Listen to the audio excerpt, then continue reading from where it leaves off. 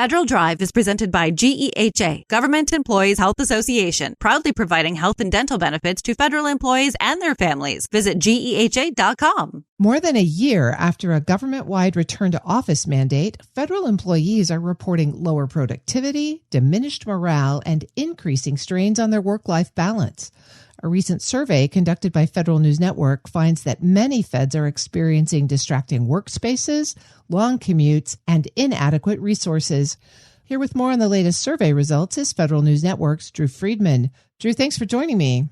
Nice to be with you, Terry. Tell us about the survey's findings on productivity of federal employees. That really stands out. Absolutely. The productivity findings were really significant in this. And I will just point out at the top as well that we received a huge number of survey responses from employees. Almost 7,500 people filled out the survey. So that was one of the top line findings, was reports of decreased productivity. This was very common among our survey respondents. We found that more than 3/4, or about 76%, are either somewhat or much less productive now than they were prior to returning to the office. About 21% said they have the same level of productivity at work between before and after working in the office, and just 3% said that they are now more productive working in the office versus teleworking. So one survey respondent, for example, said that they're less able to focus, less able to get the resources that they need to perform their job duties now versus pre-returning to the office. This is all driven by the Trump administration's early guidance on bringing everybody back. Just refresh our memory on what the particulars of that were. This all ties back to a day one executive order from President Trump. He told agencies to end federal employees' telework and remote work agreements consistent with applicable law. That's led to, in some instances, to reasonable accommodations issues between agencies and federal unions. But if we look at the big picture, what this has meant is that telework and remote work hours have decreased significantly across the federal workforce.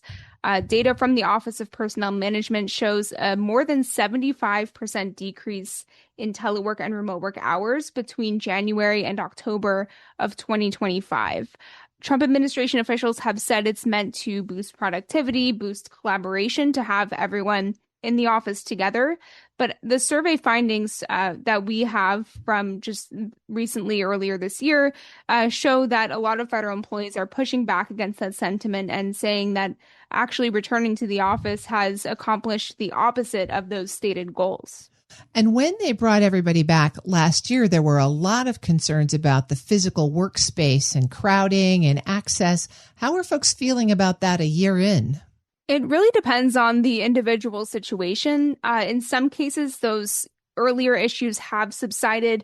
As a refresher, in the first few months of returning to the office, some federal employees were saying that they were working in conference rooms, hallways, even storage closets, as their agencies kind of scrambled to get everyone back in person as quickly as possible. But now those early issues seem to have subsided to some extent, and not for everyone. But generally, there are still a lot of concerns about the physical workspace. About 57% of our survey respondents were dissatisfied with their physical workspace and environment, and just a quarter said that they were satisfied or very satisfied. A lot of people said that they are having trouble focusing because there's a lot of distractions and they're still in open workspaces and work settings. Some said that they feel like there's not really a point in going to the office because they're just joining virtual meetings anyway, and they're not actually working next to their team members. So I would say, even though some of those early issues have subsided, there's still concerns about that. There's also discussion in the survey results about just outdated facilities, slow internet connections, other difficulties with equipment, etc. So just a lot of issues that are still going on even now.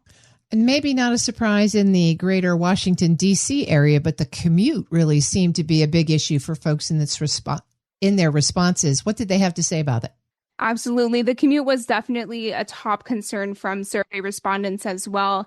This is something that we've seen consistently across the different surveys that we've done of our audiences, that the commute is one of the top reasons that people don't like going into the office every day. They talked in this survey about high costs of fuel, traffic congestion, long stretches of time that's spent either on public transportation or just sitting on the road. And beyond just the actual time spent on the commute, a lot of respondents talked about how that's cutting into their work-life balance, saying that hours that they might have spent otherwise working from home and actually putting in extra work towards their jobs is now spent on the road, or they're too exhausted when they get home to do much else. The respondents also talked about their productivity declining as a result of the commute as well, because again, they're just either stressed from sitting in traffic, they're exhausted from spending so many hours on the road. So just, a lot of concerns there, and continuing concerns about what the commute is really looking like for these employees. The actual time spent on the road is a little bit different. Some people said they do live close to the office, but others said they're spending 3, 4, 5 hours a day commuting. The survey did ask, what would most improve federal employees' work experience right now? What did they say?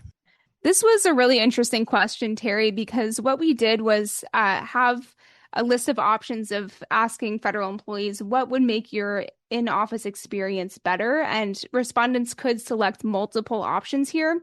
But the number one selected option by far was a call for more flexible schedules and also simply fewer days spent in the office. So there's this real push towards a hybrid work model.